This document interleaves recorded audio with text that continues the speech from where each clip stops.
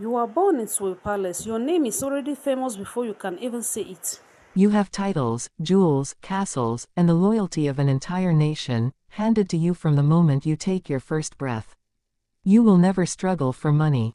You will never be unknown. You will never have to fight for a seat at the table. Because the table was built for you. Now here is the question. What do you do with all of that? Most people, if they are being truly honest, would take it. They would enjoy it. The beautiful clothes, the palaces, the state dinners, the red carpet moments. They would live the life that billions of people around the world daydream about. But Princess Leonor of Spain looked at everything she was handed, the crown, the comfort, the privilege, the protection, and she made a decision that most people never saw coming. She gave it all up. Not the title, not the destiny, she can't give those away. But the comfort, the safety, the easy path, gone. And the story of why she did it, and what it actually cost her, is the story that nobody is telling. Until now, music softens. Warm, storytelling tone. Let's go back to the beginning. Because you cannot understand what she gave up until you understand what she was given. Leonor de Borbón y Ortiz was born on October 31, 2005, in Madrid, Spain. Her father was Crown Prince Felipe, a man being groomed to lead one of Europe's oldest monarchies. Her mother, Letizia, had been a respected television journalist before giving up her career to marry into the royal family. And the moment little Leonor was born, Spain exhaled. Because for the first time in generations, the royal family had a direct heir. A child who would one day sit on the throne of Spain. She was dressed in white lace for her public debut. Cameras flashed from every direction. The palace released official portraits. The whole country celebrated. She was 8 days old, and she was already famous. But here is something her parents understood that the outside world didn't yet. Her parents had been explaining to her from a young age who she was, who her parents and grandparents were, and what their role was in the country. She had been listening to all of that, absorbing it, from very early on, press reader. And so she grew up inside a very unusual tension. The tension between a life that looked extraordinary from the outside, and a responsibility from the inside that would eventually require her to surrender almost everything that makes ordinary life worth living. Music shifts. A little heavier. More serious. Now here is where the story takes its first unexpected turn. Most people assume that being a princess means being protected from the hard things in life. Cocooned. Shielded. Wrapped in silk and surrounded by bodyguards while the world's problems stay safely outside the palace gates. But King Felipe and Queen Letizia made an unusual decision about how to raise their daughter. From an early age, Leonor's upbringing balanced royal protocol with a relatively normal childhood, a deliberate choice by her parents to prepare her for a modern leadership role. The household emphasized responsibility, discipline, public service, and education, BBCI. She attended school in the Madrid suburb of Aravaca, the same school her father once attended. She shared a bedroom with her little sister. She did not have a cell phone. She watched very little television. Hola. Now, strip away the royal context for a second. And just think about what that childhood actually looked like. No cell phone. Shared bedroom. Regular school. These were not accidents. These were choices. Deliberate, calculated, purposeful choices to make sure that when the weight of the crown eventually arrived, she would be strong enough to carry it. Her upbringing blends rigorous academic study with deliberate preparation for her constitutional role. She attended elite institutions focused on multilingual proficiency, history, and civic engagement, skills essential not only for governance but for connecting with a diverse, democratic Spain. Regal fee. She studied Mandarin, French, Arabic, Catalan, English, Spanish. She studied international relations, law, history. She was being built, quietly, steadily, brick by brick, into someone who could one day lead a nation. But here is the thing. Nobody builds something that strong without testing it. And the test, when it finally came, was harder than anything anyone expected. Music builds slightly. An emotional undertone begins. August 2023. Leonor is 17 years old. Summer is ending. And while every other 17-year-old in Spain is thinking about the new school year, new friends, the possibilities of a teenage life still wide open, Leonor packs a bag, and she reports to the General Military Academy in Zaragoza. Not for a visit, not for a photo opportunity. To train, as a cadet, the same as every other recruit who walks through those gates. She entered this chapter fully aware of the discipline and sacrifice that military life requires and deeply conscious of the honor of training and serving alongside the men and women of Spain's armed forces. Hola, think about what she left behind when she walked through those gates. Her family, her bedroom, her sister, her privacy, her freedom to choose how she spent a single hour of her day. She was seen undertaking grueling field exercises, rifle in hand, as well as taking part in major ceremonial moments, most notably her oath of allegiance to the flag. Hola, early mornings, physical drills, orders to follow, superiors to report to, the same uniform as everyone else. No special treatment because of her title. No palace at the end of the day to retreat to. Just the work. And she did it, every single day. Princess Leonor enrolled in the General Military Academy, where she graduated in July 2024 and became a junior army officer, AOL. A junior army officer. At 18, she had been handed a crown, and she chose a rifle first. Music pauses. A single quiet moment. Then resumes, heavier. But then came something harder. Because the army was just the beginning. During the 2024 to 2025 academic year, she joined the Spanish Navy as a midshipman, training both at the Naval Academy in Marin and aboard the training ship Juan Sebastián de Elcano. St. August. And on January 11, 2025, something happened on a dock in the port of Cadiz that I want you to picture very carefully. Because this is the moment in this story where everything becomes real. The royal family gathers at the port. King Felipe, in his Spanish Navy uniform. Queen Letizia, in a navy blue jacket, wearing a gold butterfly headband that had once belonged to Leonor's younger sister, Infanta Sofia. A small, quiet way of bringing the whole family together for a goodbye. Before the ship set sail, the midshipmen had 20 minutes to go ashore and say goodbye to their loved ones. Leonor took advantage of this time inside the ship, where she had a private meeting with her parents. King Felipe told his daughter, "Enjoy this experience, it is unique." Words full of wisdom, given that he himself had made the same crossing 38 years earlier.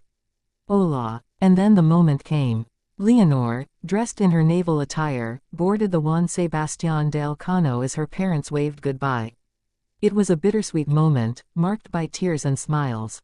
St. August. Queen Letizia could not help shedding tears, showing the depth of her feelings at this important moment for the Princess of Asturias.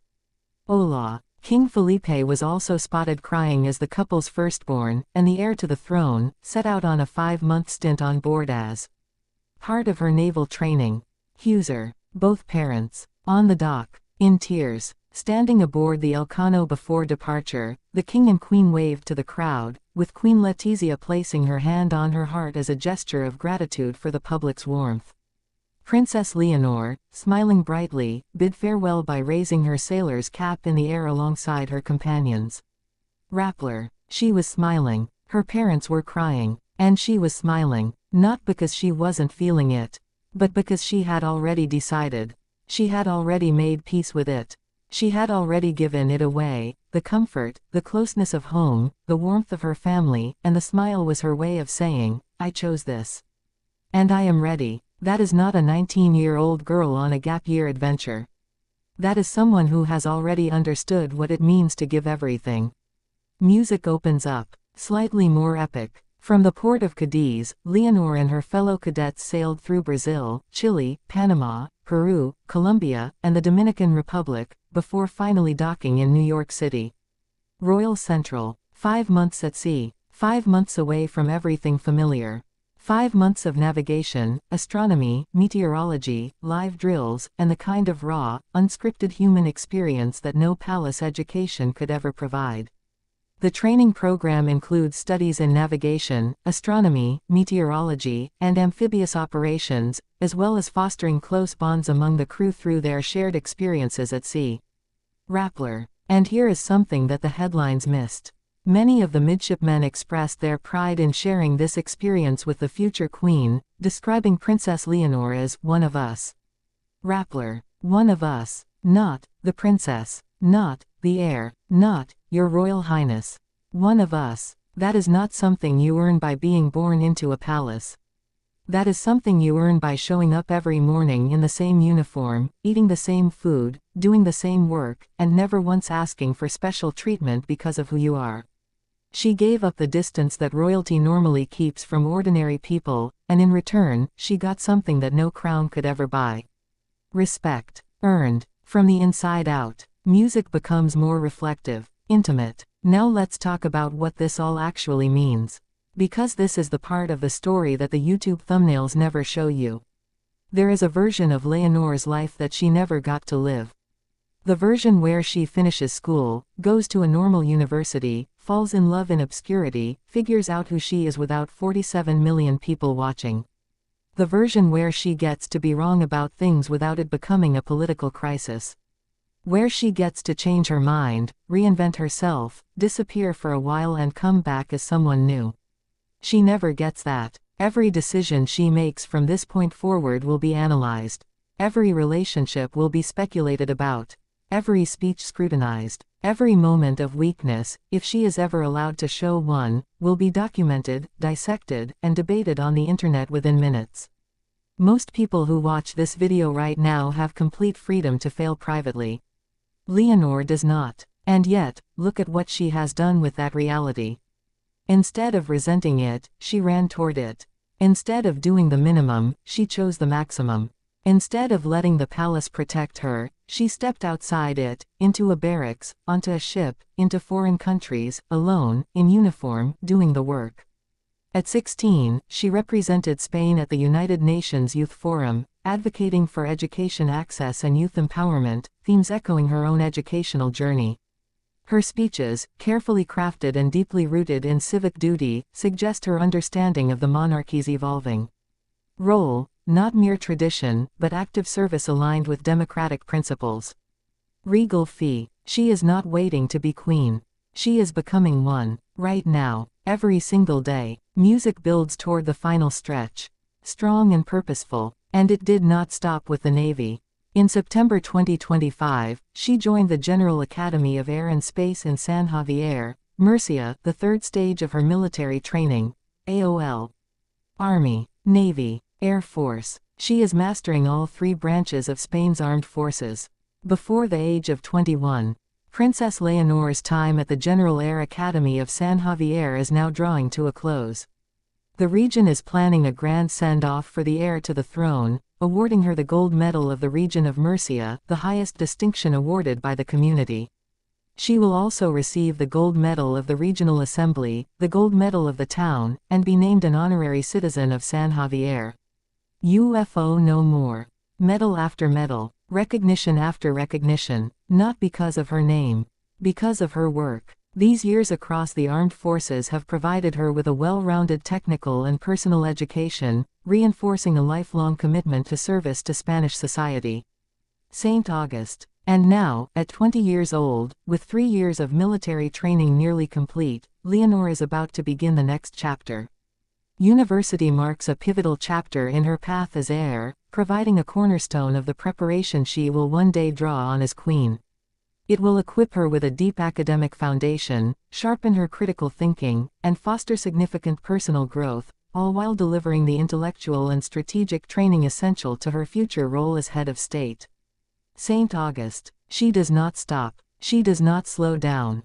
She does not rest on what she has already done. Because she made a promise. And every single morning she wakes up and chooses to keep it. Music fades to near silence. One last, quiet, powerful section. So let me bring it back to where we started.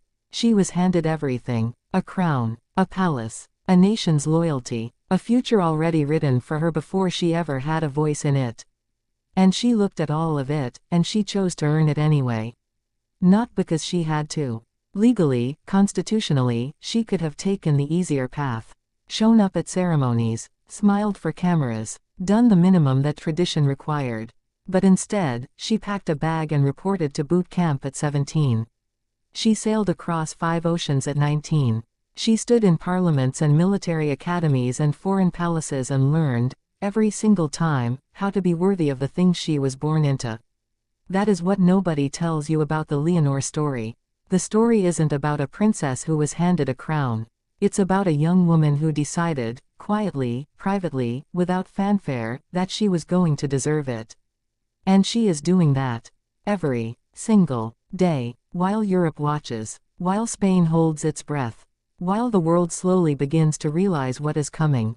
A queen who didn't just inherit a throne. A queen who built herself into one. If this story moved you, if you felt something watching this, hit subscribe right now.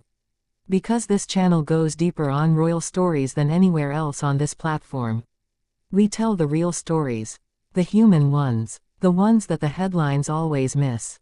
And drop a comment below, because I want to know one thing from you. Do you think the world is ready for Queen Leonor? Tell me below. I read every single one.